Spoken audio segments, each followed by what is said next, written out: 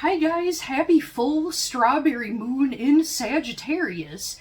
So in tonight's video, I'm going to talk a little bit about what the full moon in Sagittarius energy is all about, and also recommend 5 crystals that, in my opinion, I think work really nice with Sagittarius energy. You're not limited to those 5 crystals by all means. Try different ones out, see what feels good to you, and take it from there. So when it comes to Sagittarius energy, which also deals with the 9th house in astrology, so you're talking about optimism, truth, sometimes even bluntness, like just not sugarcoating things and keeping it real, telling it like it is. It also deals with wisdom, higher learning, and travel.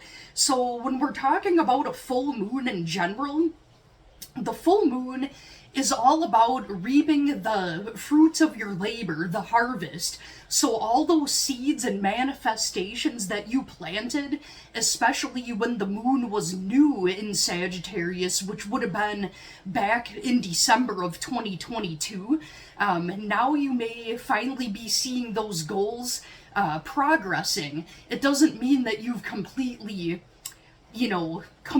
the goals, but it's, at least you're kind of looking at your progress. So the full moon, it illuminates, it lights everything up. It brings attention to truths that maybe were buried or that you didn't see before. So I think a lot of people are coming to realizations, seeing the truth about certain situations, and coming to terms with it. And the full moon is also all about releasing and letting go, enjoying the fruits of your labor, of what bloomed from those seeds that you planted. And then because you're adding that to your life, you're also pushing out the things that no longer serve you. Just like, I don't know, if you buy a bunch of new clothes, and then you're getting rid of a bunch of old ones in your closet that you don't like anymore to make room for those new ones. Well, if you're like me, you just hoard and keep it all, and then it piles and accumulates, and one day you're like, oh crap, there's a closet avalanche. This is also a super moon, so the energy may be really intense for some of you. So crystals in general to work with for the Sagittarius full moon, or Sagittarius energy altogether, are, because it's about wisdom and higher learning and that third eye, seeing how everything's all interconnected, you want to work with your third eye chakra stones, things that are dark blue, indigo, your royal blue stones typically. And then also, because it's of the fire element and it has to do with optimism, and that spark and that creativity, you want to work with your reds, oranges, and yellows. So particularly for me, this is so underrated, most people haven't even heard of this stone. So number 1, not in this order of importance, I'm just randomly picking the order, is iolite. So it's kind of difficult to see on camera. So it's kind of like a dark blue when you first look at it, and it's got a little bit of a translucency, and a lot of it has sunstone inclusions, which is hard to pick up on camera, but it's kind of like a peachy, iridescent-y, like little glimmers to it. When it has that combination, it's often referred to as cordierite. But anyways, so if you've got like a clear, like a more thin slice of it, and you hold it up to the light, it really looks like a nice purpley blue. So this stone is great for letting go of and releasing old attachments, or at least seeing the truth for what it is.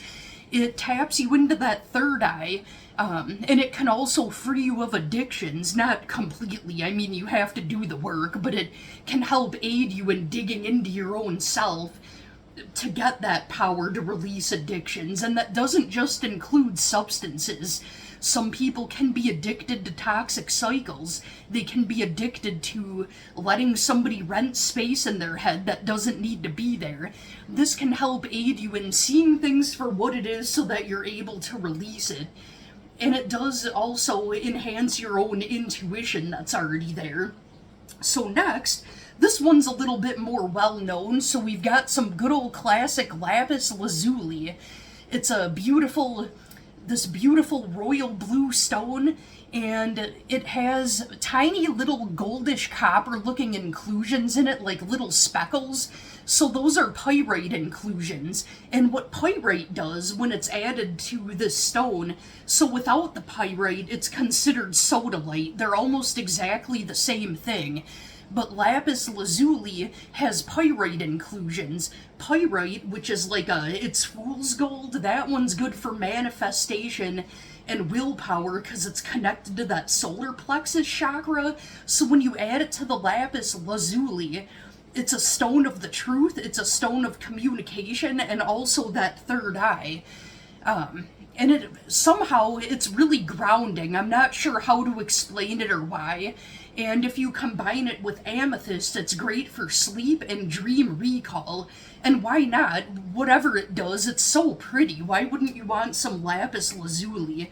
I'm not saying that. I'm not selling it, I promise. So next, a good one to work with. This one's connected to your sacral chakra, creative energy and optimism, and gives you a boost of energy.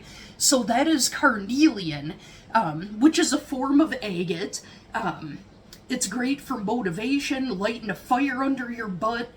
Definitely those optimistic, positive vibes that, I think sometimes when Sagittarius people or people with Sagittarius energy, or when there's something going on in the sky Sagittarius related, as optimistic as they can be, when they get mad, yeah, they can have a temper on them, and this kind of helps bring you back to that funshine sunshine bear energy a little bit.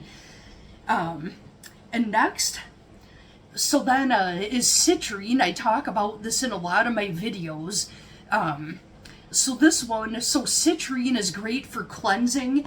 It's all about sunshiny energy. It's manifesting. It's all about optimism and positivity.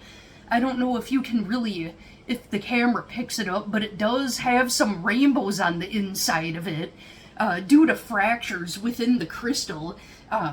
I've always thought that was kind of symbolic.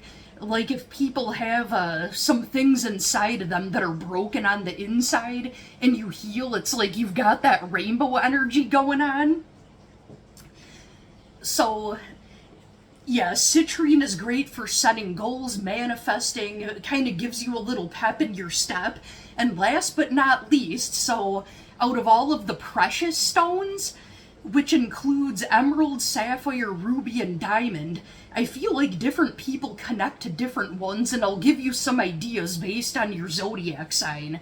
But now, if you've got a lot of Sagittarius in your chart, or you want to work with Sag energy, freaking ruby. I don't know what it is, it just gives you the nicest zip of energy.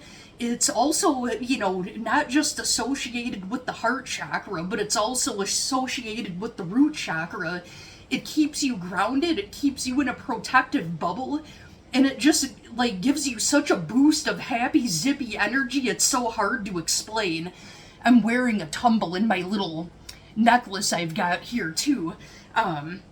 So now, talking about precious stones, I do kind of ramble and trail off a little bit.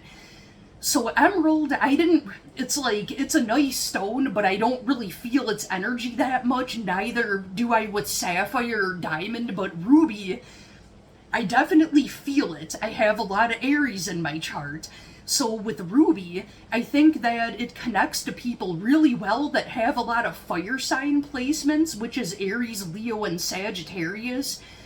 With that Sagittarius energy, and I have a lot of Aries in my chart, that's probably why. Emerald, I feel like Tauruses really connect with emerald really well, and when it comes to sapphire, I feel like Virgo and Aquarius have had a lot of really good experience with sapphire, and they really feel connected to that. Also, another thing about ruby, I'm gonna pause the video and turn the lights off. I have one of those little black light UV flashlights. Certain crystals glow certain colors under a black light that are phosphorescent. Ruby is one of them. So I'm gonna pause and turn the lights off and show you how freaking amazing it looks when it glows under a black light. So let me pause this here. Okay, you can't see me, but I'm back. So this is also how you tell the difference between ruby and garnet if you're not sure if your ruby's real. So my necklace here, oh, it doesn't really show it on camera that well like it does in person. Maybe if I cut my hand a little bit. Well, you can kind of see it. It's so different. Oh, there it is. Now you can see the ruby will glow a bright, brilliant, vivid, jewel-toned red under a black light. And also this other piece here. That's how you can tell if you've got a ruby or a garnet. Garnet won't glow under a black light like that. But ruby does, and the camera does it no justice.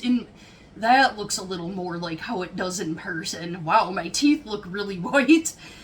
Okay, I'm gonna turn the lights back on here. Whoa. Just gonna pause this. Alright, so, yeah, you know, you can try different crystals and see what feels good with your own energy personally. That's really the best way to find out, you know, how to work with their energy. Yeah, so that's pretty much it for Sagittarius energy and Sagittarius crystals. Well, I hope you all have a great rest of your night and you're enjoying the full moon tonight. Here, where I am, with Central Standard Time, the moon becomes full at, I believe, 10:43 p.m. So depending on what part of the world and time zone you're in, it may differ for everybody. Well, I hope you're enjoying the energy, and I hope you have a great rest of your night. Thank you for watching.